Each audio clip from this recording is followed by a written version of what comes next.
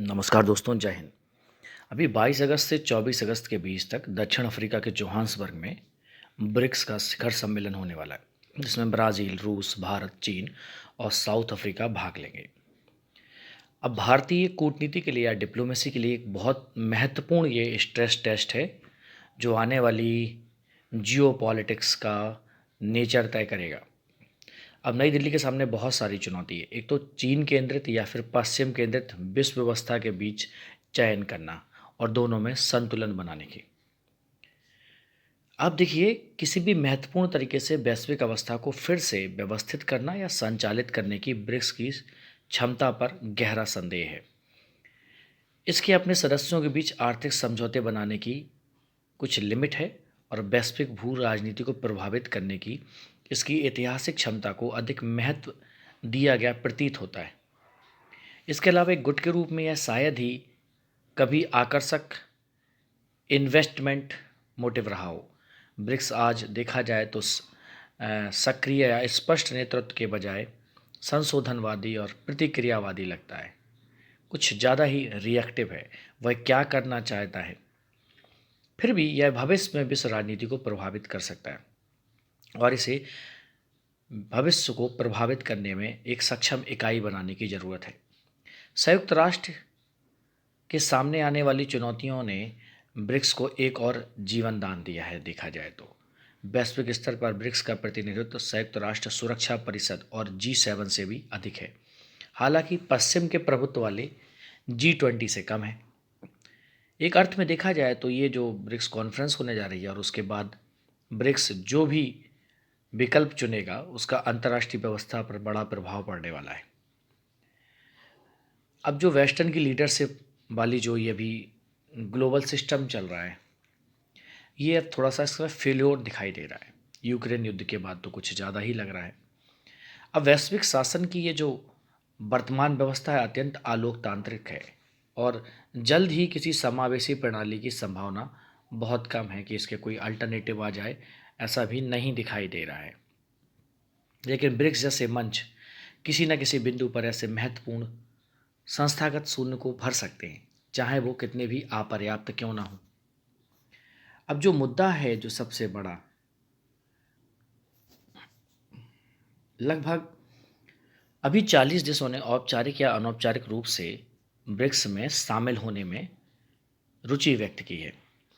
अब यह विश्व में अपने स्थान को लेकर और ज़्यादा महत्वपूर्ण होता जा रहा है। देखा जाए तो वैश्विक दक्षिणी देशों में यह गहरी नाराजगी और गुस्से की भावना को भी प्रतिबिंबित करता है।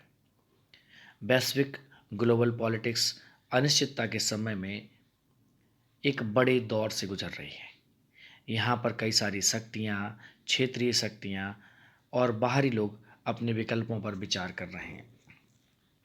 ये देश ब्रिक्स जैसे मंचों का उपयोग वैश्विक भू राजनीतिक को समझने के लिए और आसपास की भू राजनीति को प्रभावित करने के लिए इस मंच का उपयोग करना चाहते हैं।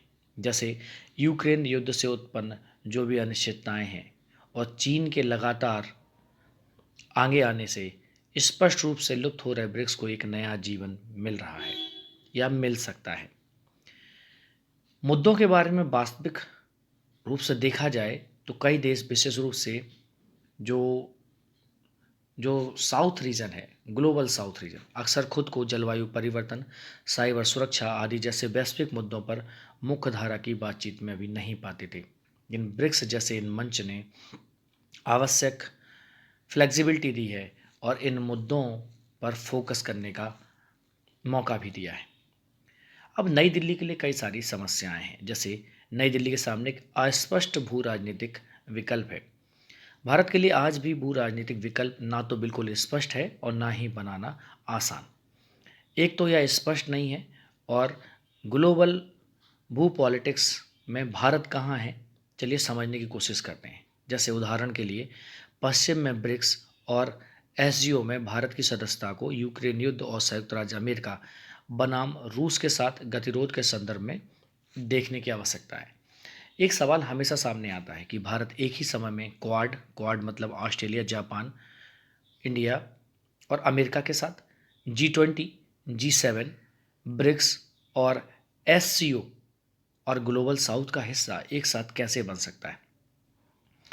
अब चीन के उदय के साथ उभरती भू राजनीतिक फॉल्ट लाइन को संतुलित करने की जरूरत है।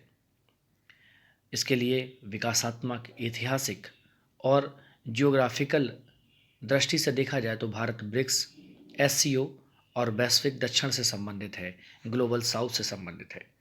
अगर संरचनात्मक रूप से देखा जाए तो G20, G7, क्वाड और इसी तरह के समूह भी नई दिल्ली की ओर देख रहे हैं।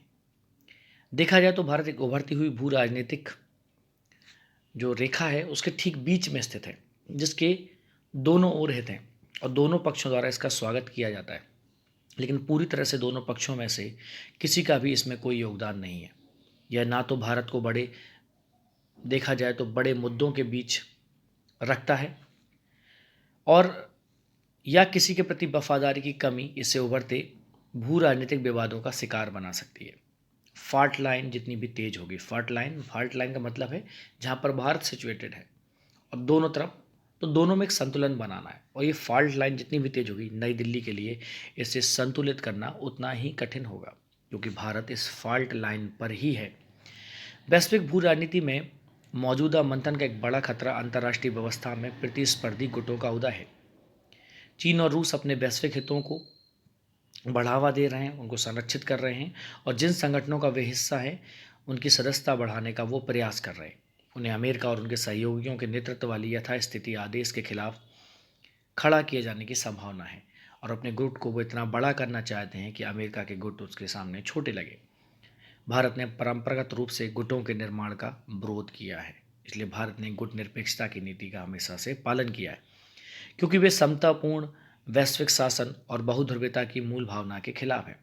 भारतीय ऐतिहासिक कल्पना में बहुध्रुवीयता, समानता, समावेशन और प्रतिनिधित्व के बारे में है, ना कि गुट, प्रतिद्वंद्विता, वैचारिकता या किसी और के बारे में। हालांकि भले ही नई दिल्ली गुट राजनीति का पुरजोर विरोध करे, फिर भी वह इसमें शामिल होती रहेगी। एक प्रश्न है कि बहुध्रुवी दुनिया और वैश्विक शासन के लिए वैश्विक तंत्र की खोज में नई दिल्ली को हर कदम पर यह सवाल अवश्य पूछना चाहिए कि क्या यह ग्लोबल लेवल पर चीन के उदय को बढ़ावा देने में मदद करता है या नहीं। इसमें कोई संदेह नहीं कि एक बहुध्रुवी दुनिया को मजबूत वैश्विक मंचों की आवश्यकता है, या शायद कह सकते हो आप डी डॉलराइजेशन। लेकिन वही मंच चीन के उदय और युआन की मजबूती में सहायता देने के लिए भी आगे बढ़ेगा। इसके आकार, आर्थिक प्रभाव और बेल्ट एंड रोड पहल, राजनीतिक बैंडविड्थ के प्रचार को देखते हुए चीन ब्रिक्स को विस्तारित करने की बात कर रहा है और वो इसको प्रभावित भी करेगा और भारत अपने सीमित संसाधनों के साथ इसका मुकाबला करने के लिए संघर्ष करेगा। विरोधी रूप से देखा जाए तो भारत जितना अधिक गैर पश्चिमी संसाधनों और ढांचे को मजबूत करने में मदद करता है, जिससे द्वितीय विश्व युद्ध के बाद की व्यवस्था कमजोर होती है, उतना ही अधिक यह चीन के संशोधनवादी एजेंडे को मदद भी करता है। भारत के सामने एक चुनौती है कि चीन केंद्रित वैश्विक व्यवस्था या पश्चिम केंद्रित विश्व व्यवस्था के बीच चयन करने की या दोनों में संतुलन बनाने की। देखा जाए तो भारत समतामूलक वैश्विक शासन को बढ़ावा देना चाहता है। भारत की अपनी नज़रें अपने लक्ष्य पर दृढ़ता से केंद्रित है। एक और अधिक प्रतिनिधित्व पूर्ण और न्याय संगत वैश्विक शासन को बढ़ावा देना और यह सुनिश्चित करना कि ऐसा उसके अपने राष्ट्रीय हितों को कम ना करे, जबकि भारत को गैर पश्चिमी मंचों पर चीन के प्रभाव को भी कम करना चाहिए। उसे यह भी सुनिश्चित करना चाहिए कि वैश्विक दक्षिण में अन्य देशों को अलग थलग ना किया जाए जो उन मंचों की सदस्यता बढ़ाने में चीन के प्रयासों में योग्यता देख सकते हैं। भारत को सभी मंचों पर खुद को आगे लाने की जरूरत है। नई दिल्ली के सामने भू राजनीतिक दुविधा से निपटना आसान नहीं है। भारत को ब्रिक्स और SCO जैसे गैर पश्चिम वैश्विक मंचों पर खुद को मजबूत करने की जरूरत है ताकि उनमें लगातार बढ़ते चीनी प्रभाव को रोका जा सके। इसके साथ ही भारत को UNSC और G7 जैसे मंचों पर अपने लिए जगह बनाने के लिए भी बातचीत करनी चाहिए। देखा जाए तो वैश्विक शासन में आज की वास्तविकता को प्रतिबिंबित करने वाली अधिक अपूर्ण संस्थाएं और एक अपूर्ण संस्था से बेहतर है जो आज की दुनिया के लिए अलग है। अंतर्राष्ट्रीय राजनीति देखा जाए तो आधिपत्य पूर्णता का नहीं बल्कि लोकतांत्रिक अपूर्णताओं का स्थान होना चाहिए। इसलिए भारत को किसी गुट में शामिल हुए बिना सभी अंतर्राष्ट्रीय मंचों पर अपनी सही स्थिति का दावा करने की ज़रूरत है, ना कि किसी गुट में शामिल करने की ज़रूरत है।